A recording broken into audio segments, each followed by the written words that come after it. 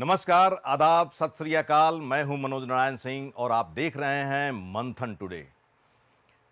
बिहार विधानसभा चुनाव 2025 के पहले चरण का चुनाव हो गया और चुनाव आयोग से जो डाटा मिला उसके मुताबिक सारी राजनीतिक पार्टियां गदगद है। 64.66% की वोटिंग हुई। पिछले सारे सभी रिकॉर्ड तोड़ दिए गए। इस बार वोटिंग का जोश इतना ज़बरदस्त रहा कि उन 5 सीटों पर भी भारी मतदान हुआ, जहां 2020 में हार जीत का अंतर 1000 वोट से भी कम था। ये सीट है बखरी, बरबीघा, भोरे, मटिहानी और हिलसा। इन सीटों की सबसे बड़ी खासियत यह है कि यहाँ मामूली सा स्विंग, चंद सौ वोट या महज एक बूथ का अंतर भी जीत का फैसला बदल सकता है। बिहार विधानसभा चुनाव में कई ऐसे सीटें हैं जहां 2020 में सैकड़ों या कुछ दर्जन वोटों ने सत्ता का फैसला लिख दिया, लेकिन प्रथम चरण के जो चुनाव में ये 5 सीट पर चुनाव हुआ है। 2025 में इन सीटों पर फिर से सियासी अखाड़ा बना हुआ है। आइए बताते हैं इन सीटों के बारे में। सबसे पहले चर्चा करते हैं गोपालगंज जिला में भोरे विधानसभा क्षेत्र है। 462 वोट से यहां पर हार जीत हुआ था। 2020 में जेडीयू को 74,067 वोट मिला। सीपीआई एमएल को माले को 73,605 वोट मिला। और 2025 की बात करें तो इसमें मुकाबला का केंद्र में दो बात है। जेडीयू के वही सुनील कुमार हैं जो पिछली बार थे, लेकिन माले ने इसमें नया चेहरा लॉन्च कर दिया है।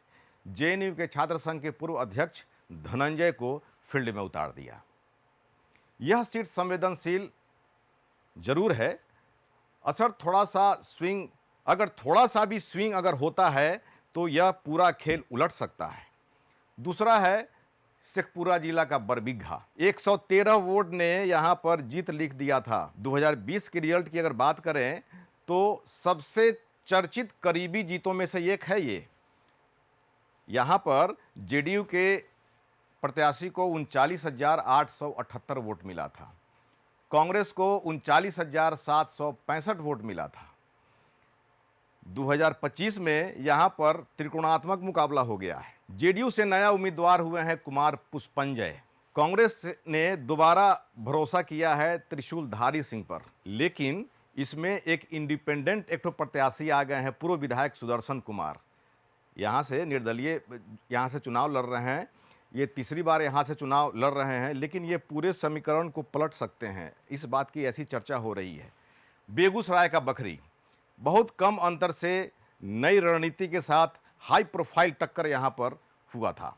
2020 में सीपीआई ने बीजेपी को 777 वोट से शिकस्त दिया था। सीपीआई को 72,177 वोट मिला।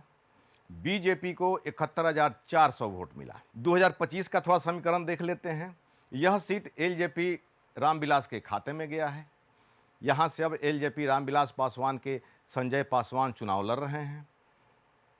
सीपीआई के मौजूदा विधायक हैं, निवर्तमान विधायक हैं सूर्यकांत पासवान, वो चुनावी अखाड़ा में है। ये जो सीट है इस पर वोट का धर्म, जातीय गणित, वाम वोट बैंक का संतुलन सब कुछ निर्णायक है। अगर थोड़ी सी चूक होती है तो उम्मीदवार यहां पर अदल बदल सकता है। बेगूसराय का मटिहानी, राजनीतिक पारी यहां पर उलट पलट सकता है। 2020 में अंतर सिर्फ मात्र 333 वोट का था। एलजेपी को 61,364 वोट मिला। जेडीयू को 61,031 वोट मिला। 2025 में देखिए इसमें कैसा खेल हो रहा है। जीतने वाले एमएलए राजकुमार सिंह जो 2020 में चुनाव जीते थे, वो राजकुमार सिंह थे एलजेपी से। वो इकलौता एलजेपी से चुनाव जीते थे जो जेडीयू में शामिल हो गए। वो जेडीयू के टिकट पर इस साल चुनाव मैदान में हैं।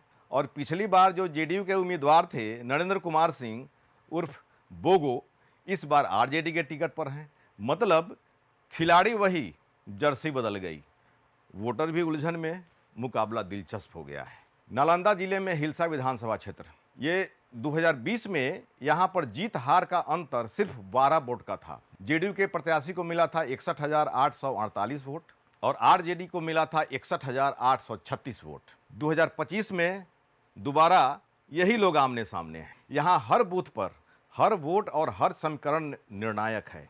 इन 5 विधानसभा क्षेत्रों पर सभी राजनीतिक पार्टियों की पैनी नज़र है।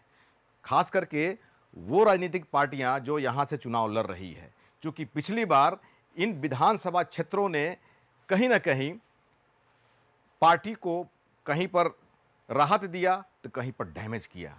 इसलिए इस बार प्रथम चरण के चुनाव में जो 1000 से कम वोट पर हार जीत हुआ है, इन 5 विधानसभा क्षेत्रों पर सारी पार्टियों की निगाह है कि यहाँ पर क्या खेल हो सकता है।